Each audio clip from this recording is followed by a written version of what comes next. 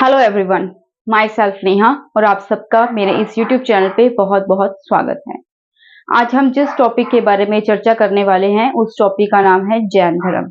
जो है उसका प्रचार प्रसार कहाँ तक हुआ, जैन धर्म को किसने संरक्षण दिया, जैन धर्म के कितने ग्रंथ हैं, कौन कौन से ग्रंथ हैं और जैन धर्म को आगे कितने भागों में बांटा गया, कौन कौन सी इसकी संप्रदाय थी। तो चलिए आज की इस वीडियो में हम इसी के बारे में डिस्कशन करेंगे।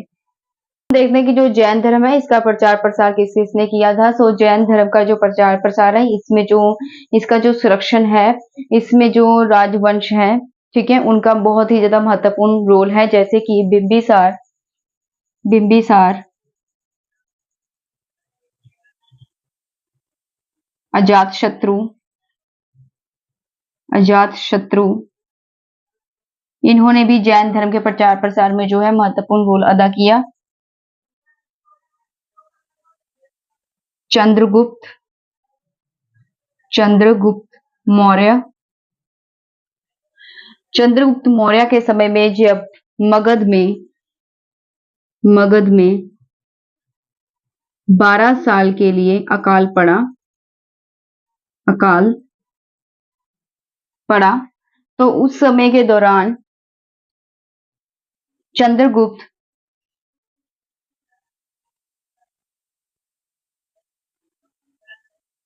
अपने गुरु भद्रबाहु के साथ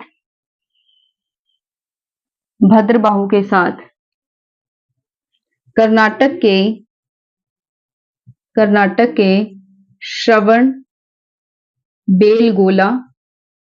श्रवणबेलगोला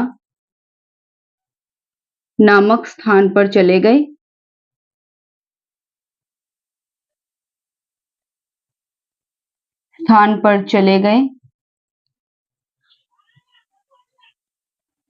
और वहां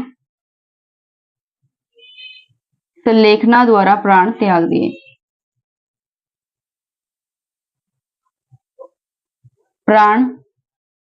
त्याग दिए।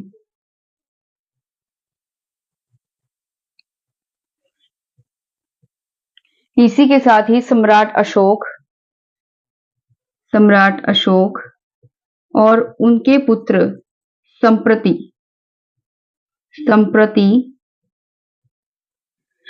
इन्होंने भी जैन धर्म को संरक्षण प्रदान किया, उसके प्रचार प्रसार में जो है महत्वपूर्ण रोल अदा किया।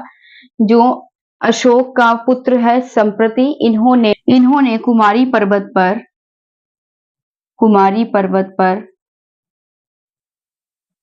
जैन धर्म के लिए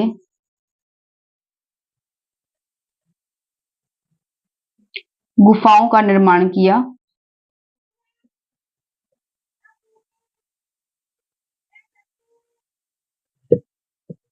खारवेल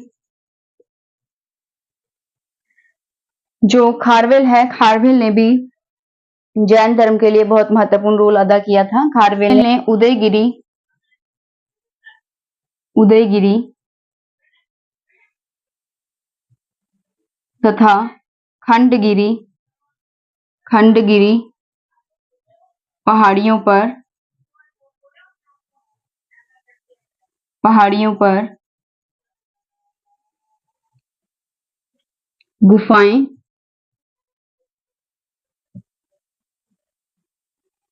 गुफाएं प्रदान की।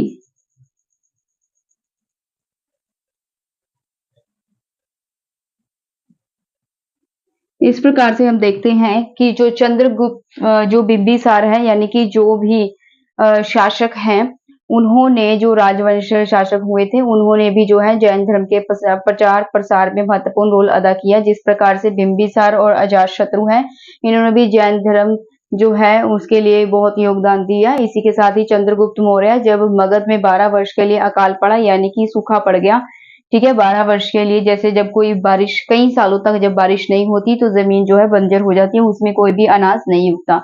तो उस दौरान जो चंद्रगुप्त मौर्य है वह अपने गुरु भद्रबाहु के साथ जो है कर्नाटक के श्रवणबेलगोला नामक स्थान पर चले गए और वहां उन्होंने सुलेखना के द्वारा प्राण त्यागे थे। सुलेखना का मैंने आपको अर्थ बताया था कि जब जैन धर्म में एक प्रथा है, जब किसी व्यक्ति को लगता है कि उसका जो अंतिम समय निकट है तो वह अन्न जल त्याग देता है और परमात्मा की भक्ति में लीन हो जाता है, तो उस प्रथा को कहते हैं सल्लेखना। ठीक है, तो चंद्रगुप्त मौर्य ने सल्लेखना के द्वारा वहां पर प्राण जो है त्याग दिए।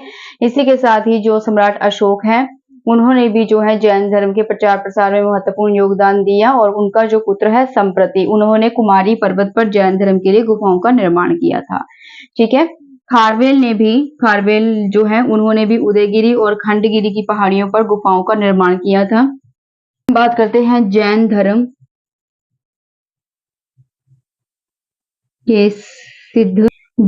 के सिद्धों का अवरोही क्रम।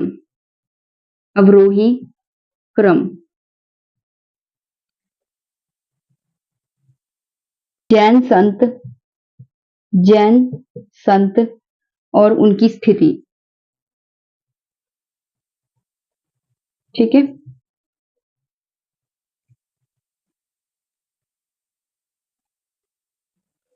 सबसे पहले आता है तीर्थंकर।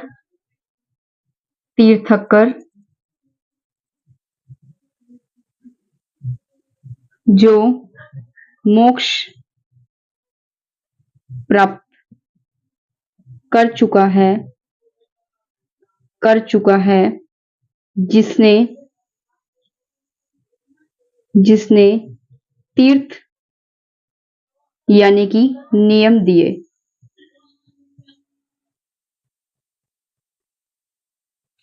अरहत जो मोक्ष प्राप्त करने के निकट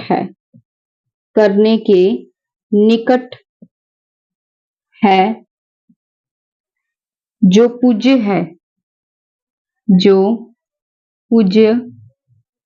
है तथा योग्य है।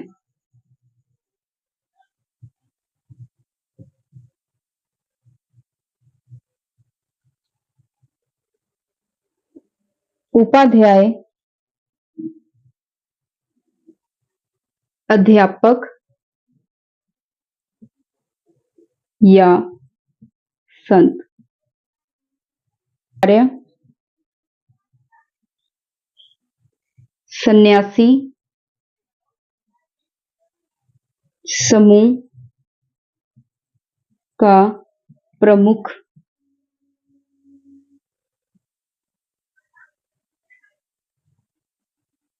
साधु शेष सभी इसमें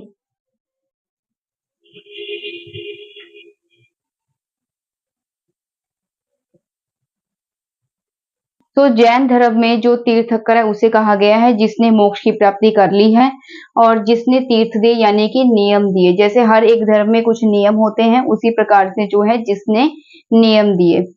अरहत, जैन धर्म में अरहत किसे कहा गया है? जो मोक्ष प्राप्त करने के निकट है, यानी कि मोक्ष प्राप्त करने वाला है, बिल्कुल नजदीक है, जो पूज्य है और जो योग्य है, मतलब इस काबिल है। ठीक है, और जो मोक्ष प्राप्त कर चुका होगा वही असल में पूज्य होगा। ठीक है, वही पूजनीय होगा, जिसकी पूजा की जा सकती है। ठीक है, उसके बाद है उपाध्याय। जैनियों में उपाध्याय किसे कहा गया है? अध्यापक या फिर संत को। आचार्य किसे कहा गया है? जो सन्यासी समूह का प्रमुख होता है, यानी कि जो जितने भी सन्यासी होते हैं उनका जो मेन हेड है उसे कहा जाता है सन्यासी समूह का प्रमुख, यानी कि उनको कहते हैं आचार्य। ठीक है, उसके बाद है साधु किसे कहते हैं? शेष सभी इसमें आ जाते हैं। इसके अलावा जितने भी जो है जैनियों के बचे हुए जो साधु संत हैं तो सभी इसमें आ जाते हैं। ठीक है, अब हम बात करेंगे कि जो जैन धर्म है उसे कितने भागों में बांटा गया और क्यों बांटा गया, इसका कारण क्या है। मगध में 12 वर्ष के लिए जब अकाल पड़ा, अकाल का अर्थ आप जानती हैं, जब कई वर्षों तक बारिश नहीं होती तो उसे हम अकाल कहते हैं। तो जब मगध में जो है 12 वर्ष के लिए अकाल पड़ा तो भद्रबाहु जो है, यानी कि जो कि चंद्रगुप्त मौर्य का गुरु है, ठीक है, भद्रबाहु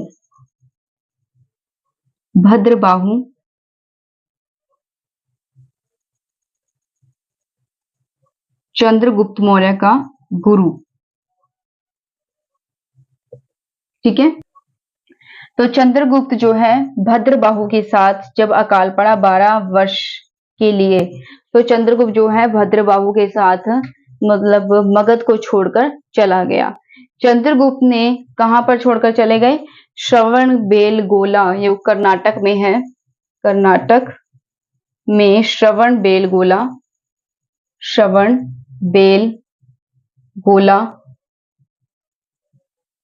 नामक स्थान पर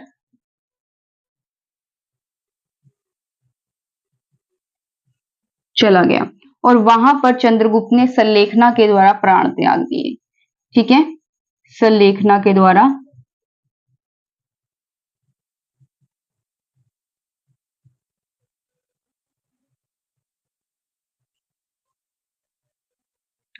तो इसी प्रकार से सिर्फ भद्रबाहु रह गया। और जब 12 वर्ष कंप्लीट हुए, यानी कि जब अकाल खत्म हुआ, तो उसके बाद जो भद्रबाहु है जब वापस आया मगध में, ठीक है, जब भद्रबाहु मगध में वापस आता है तो वहां पर वो क्या देखता है कि स्थूलभद्र, जो कि वो भी जैन धर्म का ही आचार्य था, तो जो स्थूलभद्र है और उसके जो अनुयायी हैं उन्होंने जो है श्वेत कलर के यानी कि सफेद रंग के वस्त्र पहने हुए हैं। ठीक है, और वो उन्हें देखकर अचंभित हो गया। और जब वह मगध में गया, स्थूलभद्र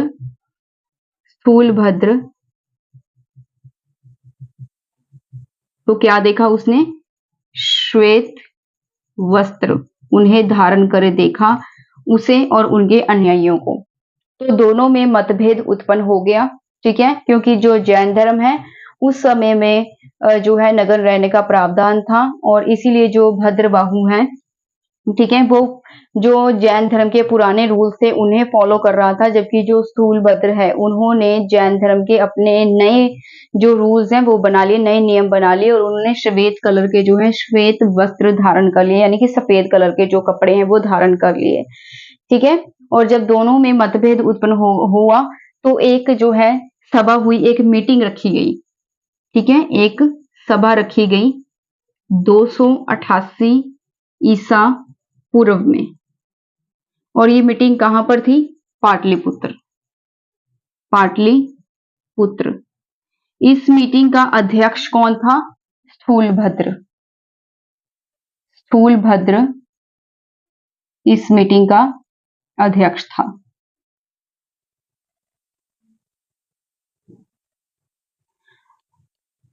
अब जब मीटिंग में भी, यानी कि जो भद्रबाहु है उसे 14 पूर्वज की पूर्ण जानकारी थी। 14, तो जो भद्रबाहु है उसे 14 पूर्वज की जानकारी थी। 14 पूर्वज क्या है कि जो महावीर जैन हैं उन्होंने अपने अर्धमार्गी भाषा में अपने शिष्यों को कुछ सिद्धांत बताए, कुछ नियम बताए। ठीक है, तो जो भद्रबाहु है उसे 14 पूर्वज की पूरी जानकारी थी, लेकिन जो स्थूलभद्र है उसे 14 पूर्वज का पूर्ण ज्ञान नहीं था। उसे कुछ ही जो है थोड़ी बहुत जानकारी थी, और उसी के बेस पे उसने जो है जैन धर्म में अंगों की रचना की, रचना की थी। और जब तो दोनों में जो है जब मीटिंग हुई, तो मीटिंग के दौरान दोनों में मतभेद जो है सॉर्ट आउट नहीं हुआ, और जो जैन धर्म है वो 2 भागों में बट गया। एक को कहते हैं श्वेतांबर और दूसरे को कहते हैं दिगंबर। श्वेतांबर जो सफेद वस्त्र धारण करते हैं, उन्हें कहा गया श्वेतांबर। ठीक है, और ये था स्थूलभद्र द्वारा चलाया गया। और जो दिगंबर मत है इसमें नग्न रहने का प्रावधान था, और जिसे चलाया गया था भद्रबाहु के द्वारा। तो इस प्रकार से जो जैन धर्म है 2 भागों में बट गया, एक श्वेतांबर और दूसरा दिगंबर। तो अब जब भद्रबाहु की मृत्यु होती है तो जो 14 पूर्वज की जानकारी थी वो भद्रबाहु के साथ ही समाप्त हो जाती है। ठीक है, एक बार दोबारा रिपीट करते हैं कि जो भद्रबाहु है, जिसे हम चंद्रगुप्त मौर्य का गुरु भी कहते हैं, सो जो भद्रबाहु है जब मगध में अकाल पड़ता है तो उसके दौरान जो है चंद्रगुप्त भद्रबाहु के साथ मगध को छोड़कर कर्नाटक में श्रवण बेलगोला नामक स्थान पर चला जाता है और वहां पर सल्लेखना के द्वारा चंद्रगुप्त मौर्य जो है प्राण त्याग देता है। जब अकाल समाप्त होता है तो 12 वर्ष के बाद जो है भद्रबाहु जब वापस आता है मगध में, तो वो क्या देखता है कि स्थूल भद्र जो है उन्होंने श्वेत वस्त्र धारण किए हुए हैं और उसके जो अनुयायी हैं उन्होंने भी श्वेत कलर के जो यानी कि सफेद रंग के वस्त्र ग्रहण किए हुए हैं। ठीक है, तो दोनों में मतभेद उत्पन्न हो जाता है क्योंकि जो भद्रबाहु है वो महावीर जैन के पुराने जो रूल्स हैं उन्हीं को फॉलो करता है। उनके अनुसार नग्न रहने का प्रावधान था, यानी बिना वस्त्र के रहने का प्रावधान था। ठीक है, तो दोनों में जो है स्थूलभद्र और भद्रबाहु में मतभेद उत्पन्न हो जाता है, जिसके दौरान क्या है कि जो दोनों में मीटिंग होती है, फिर जिसके दौरान क्या है एक मीटिंग रखी जाती है, सभा रखी जाती है 288 ईसा पूर्व में, और वो मीटिंग होती है पाटलिपुत्र के अंदर। ठीक है, पाटलिपुत्र में, और इस मीटिंग का जो अध्यक्ष है इसे माना जाता है स्थूलभद्र को। अब जो भद्रबाहु है उसे 14 पूर्वज की पूरी जानकारी होती है। 14 पूर्वज क्या है, महावीर जैन के द्वारा प्रचारित किया हुआ जो है कुछ सिद्धांत है जो उन्होंने अपने शिष्यों को दिए थे, जिसकी जानकारी भद्रबाहु को होती है। लेकिन जो स्थूलभद्र है उसे कुछ ही जानकारी होती है, फुल नॉलेज नहीं होती, फुल जानकारी नहीं होती। उसी के आधार पर जितनी भी जानकारी होती है उसी के आधार पर जो स्थूलभद्र है वह कुछ अंगों की रचना करता है मीटिंग में ही। ठीक है, 12 अंगों की रचना करता है, और इसी के दौरान मीटिंग में भी जब दोनों के जो मतभेद हैं सॉर्ट आउट नहीं होते, ठीक है, तो फिर क्या है कि जो जैन धर्म है वो 2 भागों में बढ़ जाता है, श्वेतांबर और दिगंबर। श्वेतांबर के अनुसार जो है जो श्वेतांबर को मानते थे तो वह सफेद वस्त्र धारण करते थे जैनी लोग। ठीक है, और इसका अध्यक्ष था स्थूलभद्र। तो यानी कि जो स्थूलभद्र जो है इनको तो स्थूलभद्र के द्वारा श्वेतांबर मत चलाया गया। उसके बाद जो दिगंबर है इसमें नग्न रहने का प्रावधान था और इसे चला रहे थे भद्रबाहु। ठीक है, जिन्हें 14 पूर्वज की पूर्ण जानकारी थी। जब भद्रबाहु की मतलब जो है मृत्यु हो जाती है तो उसके बाद जो 14 पूर्वज का जो ज्ञान था वो समाप्त हो जाता है। ठीक है, मतलब 14 पूर्वज की जानकारी किसी और को नहीं होती, उन्हीं के साथ ही वो चली जाती है।